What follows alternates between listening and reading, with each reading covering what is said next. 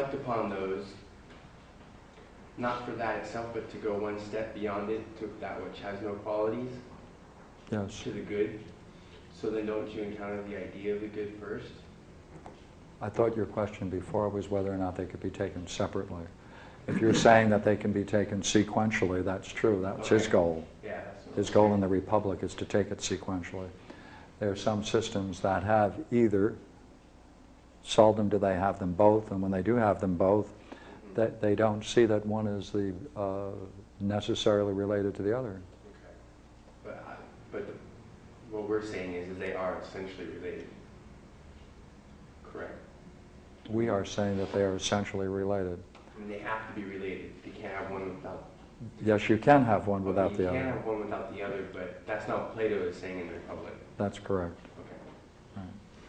He talks about people who are experiencing this as people who are like at the Isles of the Blessed, and that's where they stay. And he says they have nothing more to do other than to stay in that state. And he thinks it's therefore important to go beyond it. And the tool to go beyond it, of course, is the dialectic, which is another phase of Platonic thought. In that sort of triad that you talk about that kind of permeates the whole vision, the being, good, vitality, that's sort of a metaphysical description of an experience. That's like describing an experience. My question is more with the experience. What would Socrates or Plato or anybody be doing most purely and most directly as an activity such that they'd be doing that, since I don't think they'd simply be reflecting on the natures. Have to be contemplating. You would be actually contemplating on that triad. Yeah. And the interrelationship and maybe doing what you just did up there on the chalkboard. Yeah. Well, that's what you're saying is required to do that. Yeah.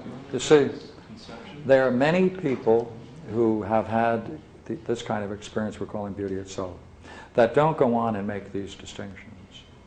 The value of metaphysics is that it tries to comprehend the nature of the experiences and finding categories in the experience with which then to understand it.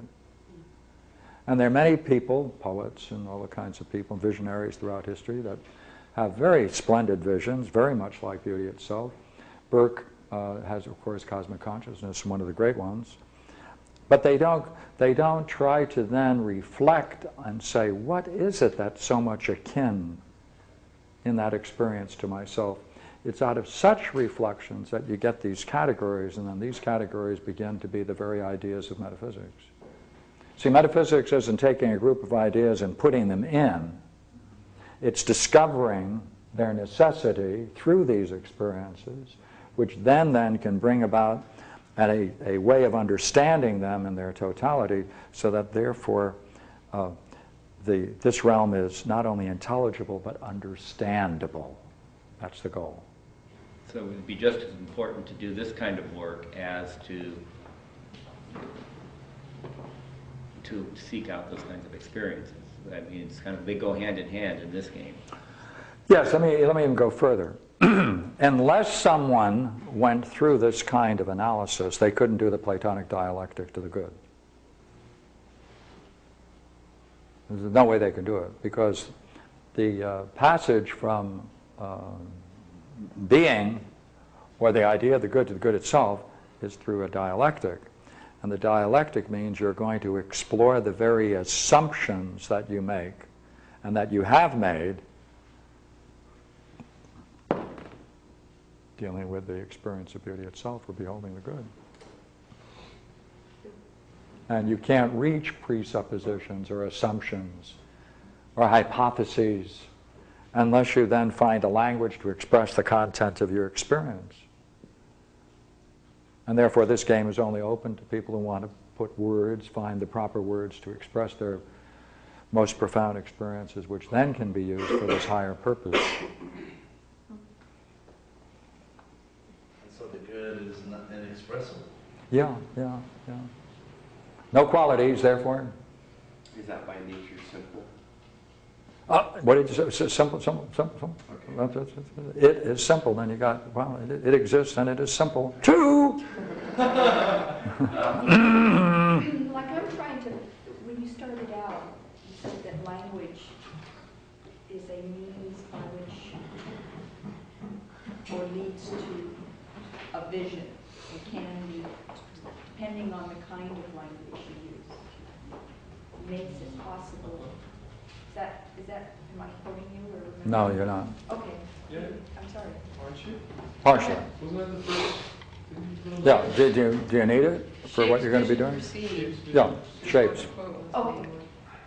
A vision. Brings to birth what was previously in shadows. Yeah, it shapes vision for seeing.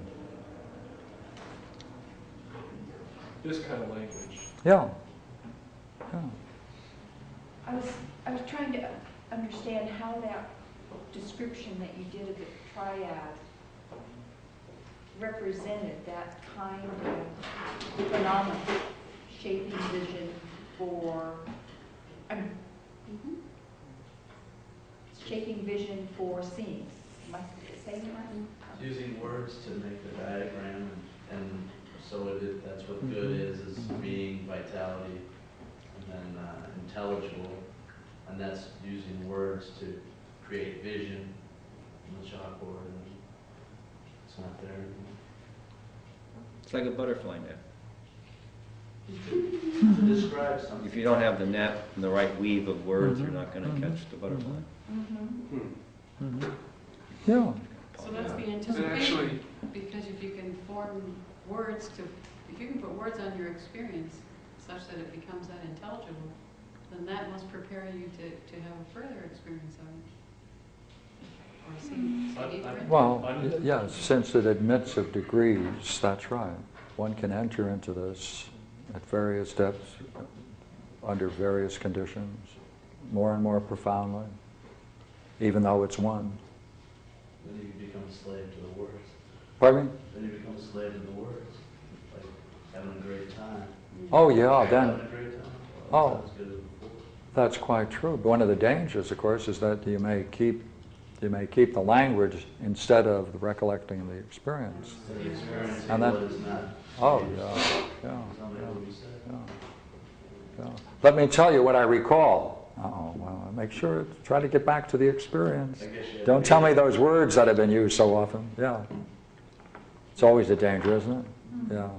How can you describe the beach or the mountains that you see? Yeah. But there are some people who can use words. Plotinus, Plato, pretty good fun. Oh. Thank you. I enjoyed it. I was looking forward to seeing what I would say.